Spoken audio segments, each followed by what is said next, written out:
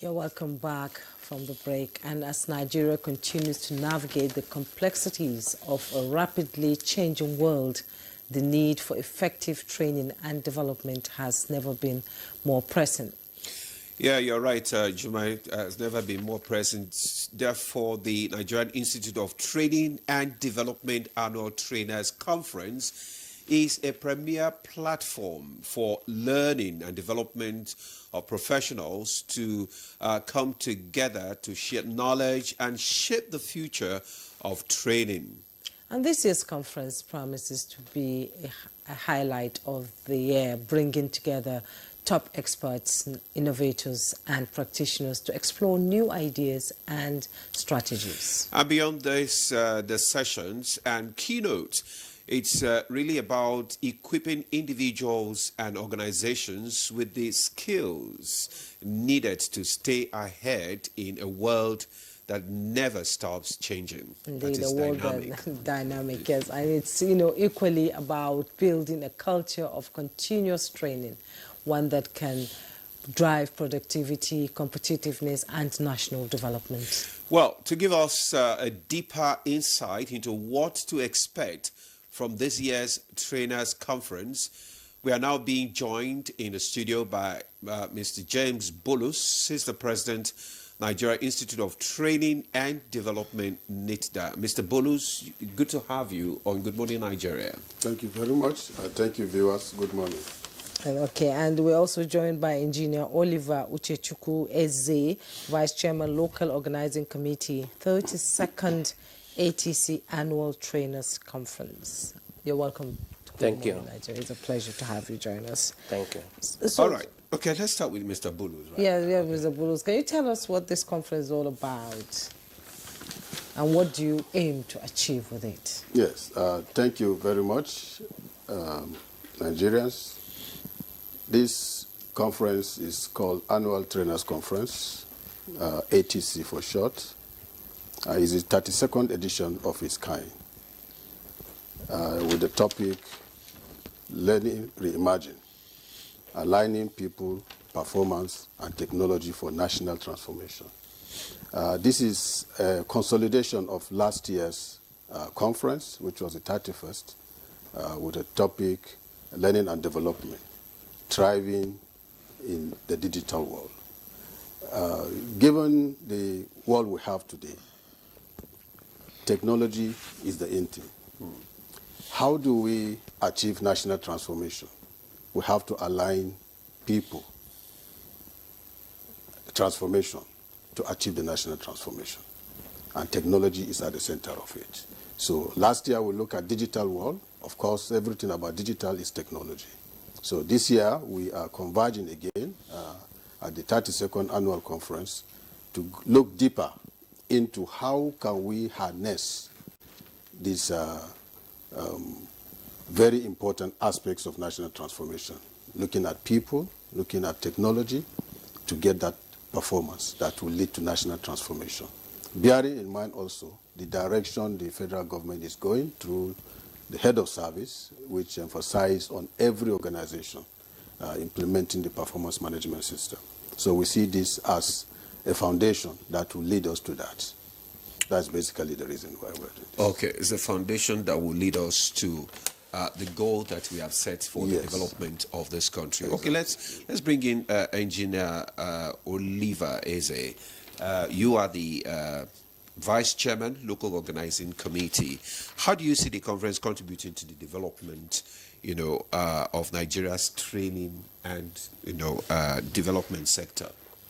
Okay, so the ATC, Annual Trainers Conference, will give every practitioner in this learning and development space to converge and, exchange ideas based on their experiences in the field.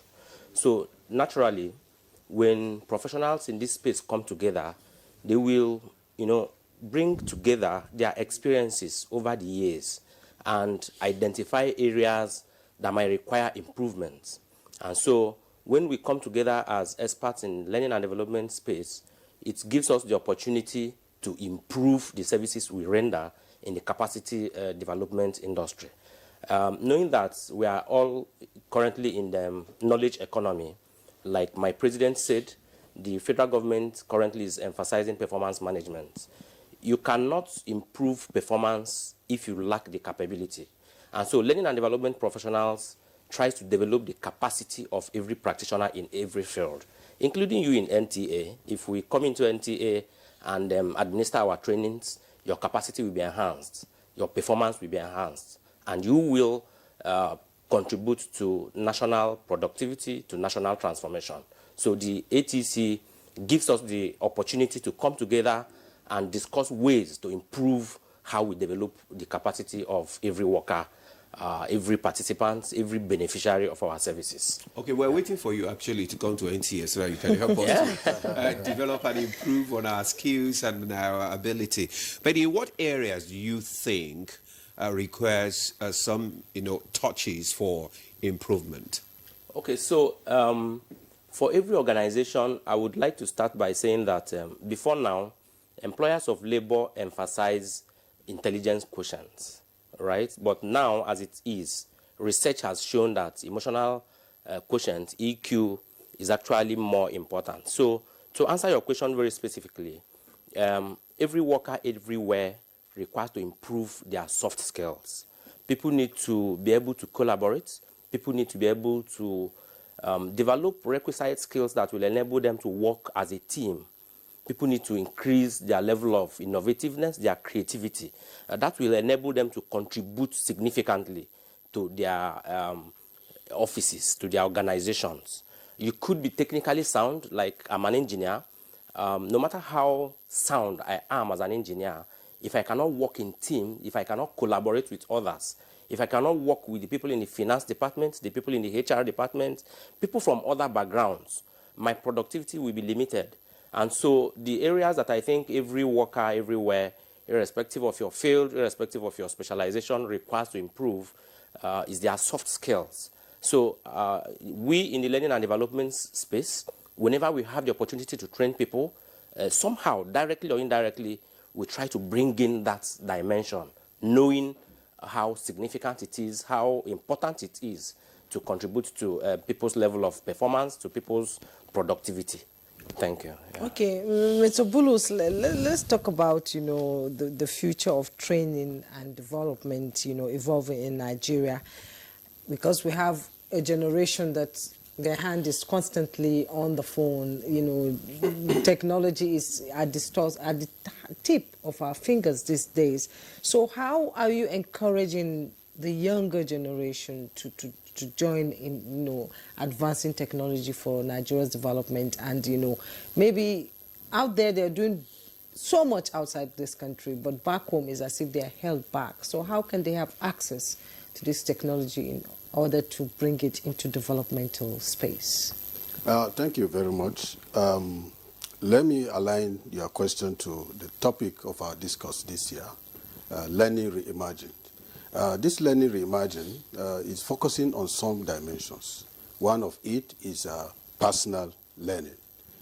In the aspect of personal learning, irrespective of age, especially the young people, we are looking at a situation where we can harness their talent to be relevant in what we do. And of course, the second point there is talking about digital literacy. That is exactly where we're talking about now. They are so engrossed with their phones that as if their life depends on that. Mm-hmm.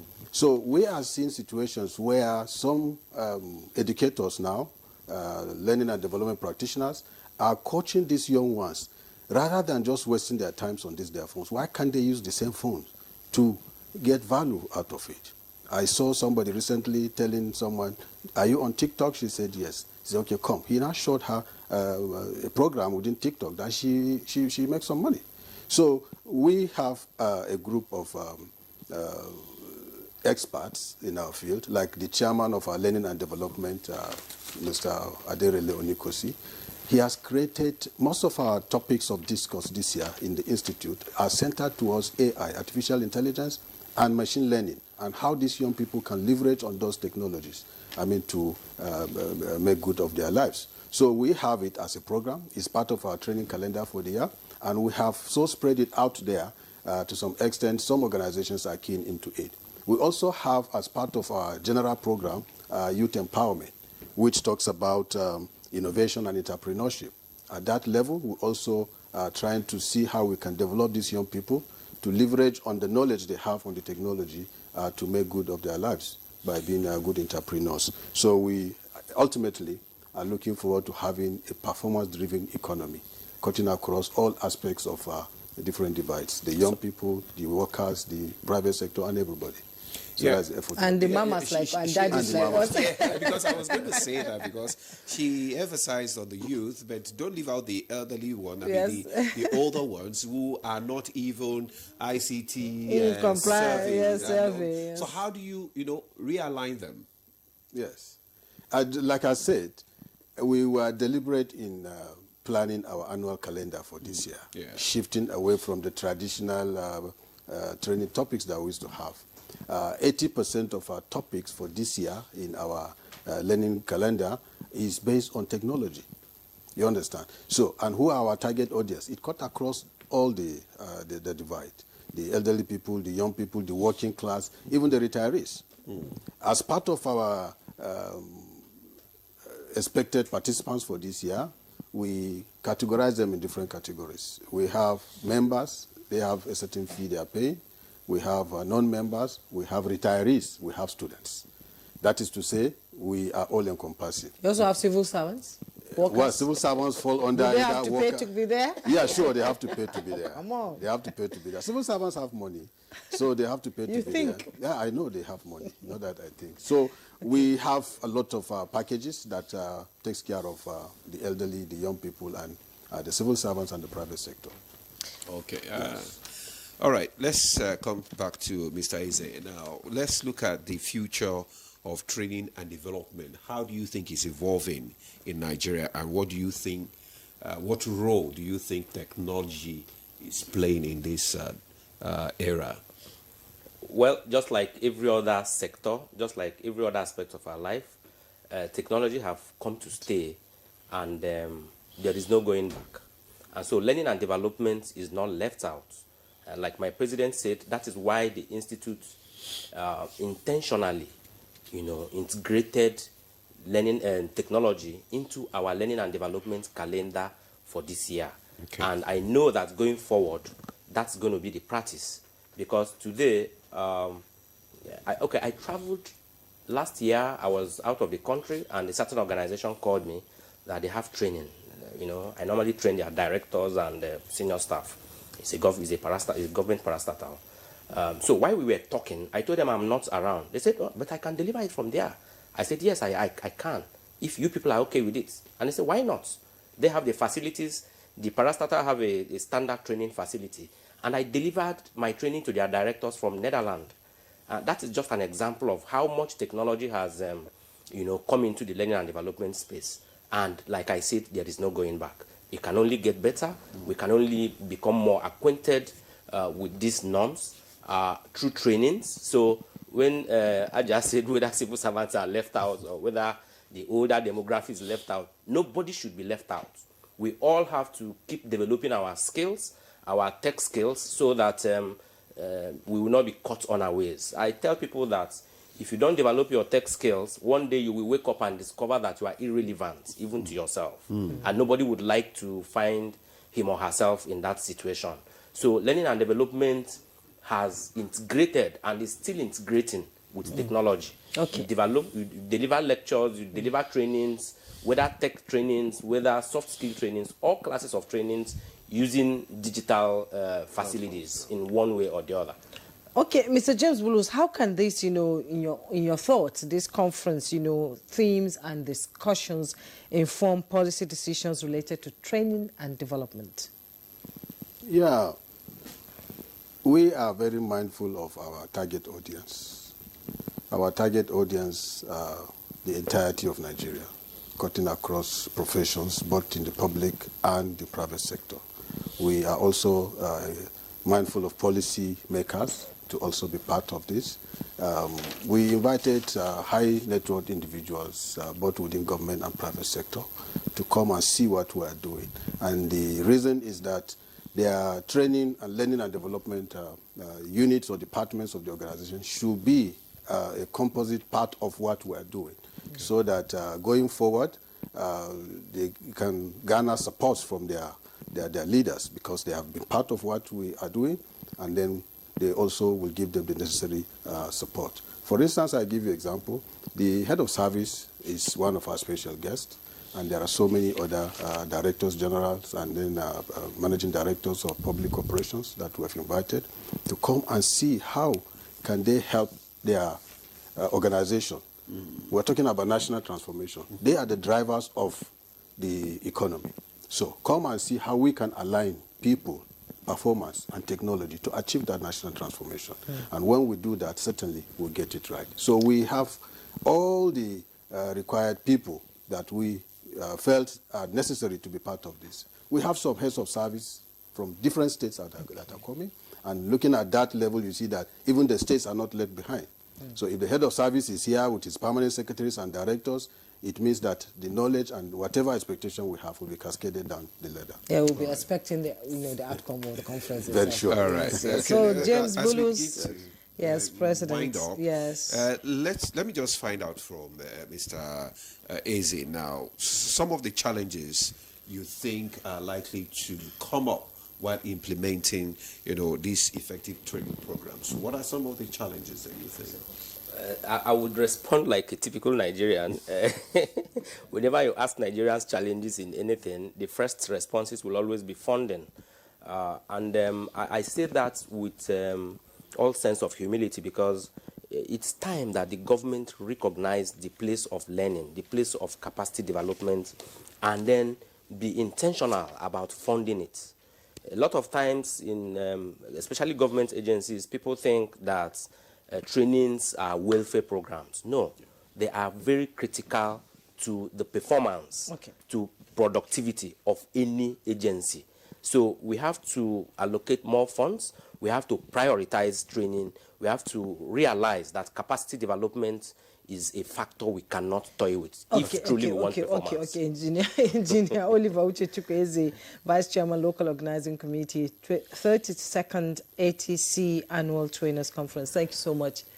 I wish you all the best at the conference. Thank you. James Bulus, President, Nigerian Institute of Training and Development, NITAD. We appreciate you. Thank you very much. And that's Good Morning Nigeria for today. We thank you so much for your time. I am Juma Yusuf. And I am Ademola. You do have a lovely day.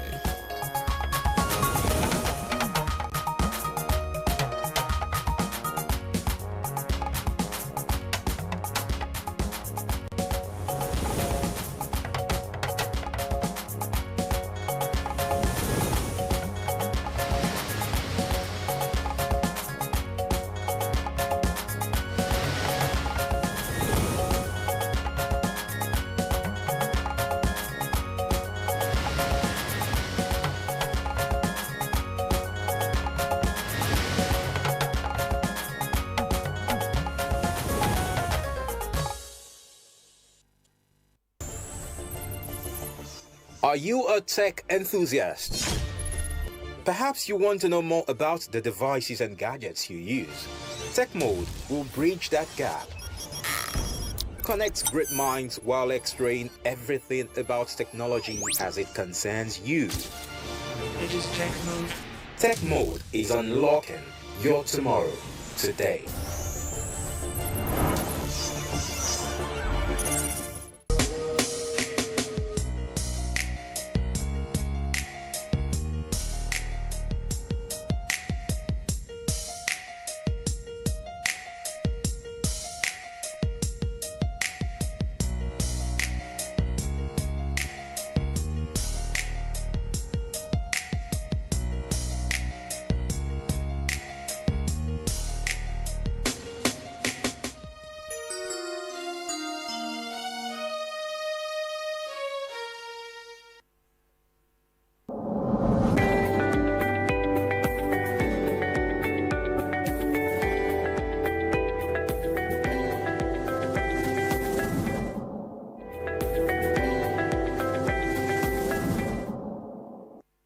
work and work hard. And I think, you know, don't rush. But people are rushing to put their story. Script writing, for example, writing is rewriting, to get a tight script so that when you finally get to the filming of it, you've got something that's tight and concise and not played with over talking or over explanation.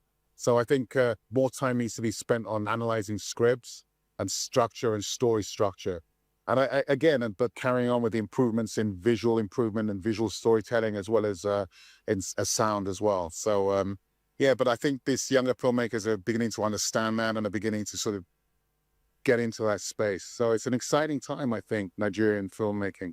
Concentration now must be on how do we find platforms to distribute our films, and then how do we monetize those platforms? How do we make sure that there's enough money returning to the film so that the filmmakers can go off and they make money to live, but also go off and make money to make more films. I mean, people are talking about putting film studios up here, but I think one of the main areas of conversation must be about how we monetize the filming that we're doing, how we create digital platforms and streamers of our own that we own to actually bring in revenue to the film industry.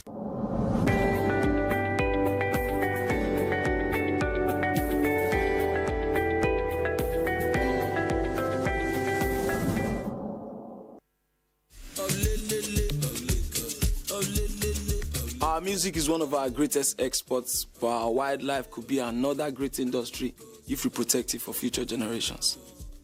Right now, it's threatened by illegal wildlife trade. So please, report wildlife crime and say no to illegal bushmeat. Because poaching steals from us all.